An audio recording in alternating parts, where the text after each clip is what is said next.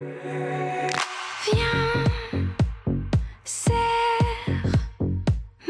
que je disparaisse à travers tes caresses. fais bien ça. C'est toi qui décides, je t'aime dans le vide. Une fois de plus, une fois encore, je me donne à tort.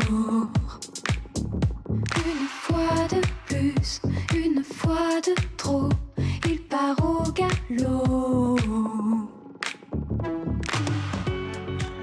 Bonsoir Pascal. Bonsoir Estelle. Très belle découverte, hein, cette jeune Namuroise, elle a 25 ans, donc c'est l'un des nouveaux talents belges à suivre de près. Oui, alors c'est pas la seule invitée, hein, vous en doutez, du Brussels Summer Festival. Alors ce festival, il a la particularité qu'il a lieu dans le cœur de Bruxelles. C'est-à-dire c'est pas en périphérie ou dans un champ perdu, non, non, c'est dans le cœur même devant le Palais Royal. Il y a 4 scènes différentes, une cinquantaine d'artistes. Tous les styles sont représentés, depuis le hip-hop, électro, rock, chansons françaises. Il y a des Belges, bien sûr, Charlotte, on l'a vu. Il y a également Roméo Elvis, Deus. Il y a des Français, bien sûr, Orelsan, victoire de la musique cette année. Mais également Chaka Punk, Camille, Raphaël, Négresse-Vette, bref. Le programme est disponible sur le site. C'est le grand festival de l'été à Bruxelles en partenariat avec la RTBF. Et la particularité de cette année, c'est qu'il dure un peu moins longtemps. Il dure 5 jours au lieu de 10. Lancement ce soir, donc jusqu'au 18 août.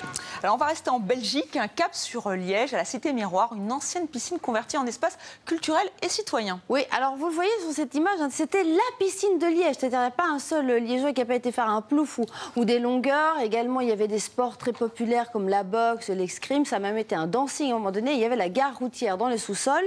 Le bâtiment date des années 30. Il a été fermé dans les années 2000, réhabilité complètement, rebaptisé Cité Miroir, donc cet espace culturel.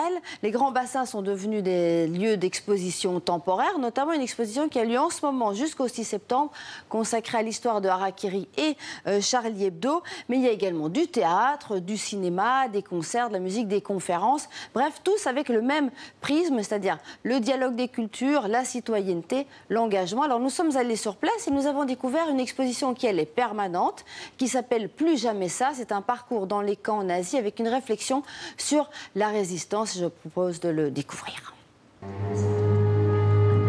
Comment l'Allemagne a-t-elle basculé dans le nazisme? Et pourquoi les Allemands ont-ils été séduits par Adolf Hitler?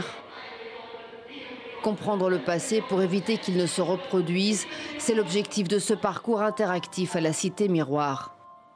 C'est comme dans un poste de police classique, traditionnel, sauf qu'ici il n'y a plus d'état de droit. Vous ne pouvez pas vous opposer à votre arrestation, vous ne pouvez pas vous opposer à l'arbitraire, vous ne pouvez pas vous opposer à la torture, vous ne pouvez pas appeler votre avocat.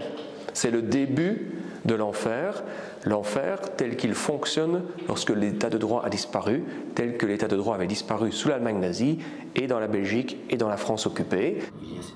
Pour mesurer l'horreur, les visiteurs sont ensuite invités à monter dans un wagon de la mort. Georges Semprin, résistant espagnol, raconte. Quand vous mettez un pied dans le wagon, vous n'êtes plus un être humain. Vous n'êtes même pas un insecte. Vous n'existez plus. Vous n'avez plus de nom, vous n'avez plus de famille, vous n'aurez pas droit à une sépulture. Vous finirez au mieux dans un charnier, au pire vous partirez par la cheminée, votre corps va être brûlé. Donc les nazis ont vraiment supprimé tout ce qui fait qu'un être humain est un être humain. De ce point de vue-là, ils ont la palme. Rarement dans l'histoire humaine, on a été aussi loin dans la déshumanisation. Évocation des camps, photos, témoignages des survivants de l'Holocauste. À l'issue de cette visite émouvante, chacun est amené à se poser la question de la résistance. Qu'aurais-je fait moi pendant la Deuxième Guerre mondiale? Et qu'est-ce que je fais aujourd'hui pour défendre la démocratie et l'état de droit? Et si nous osions dire non? Résister.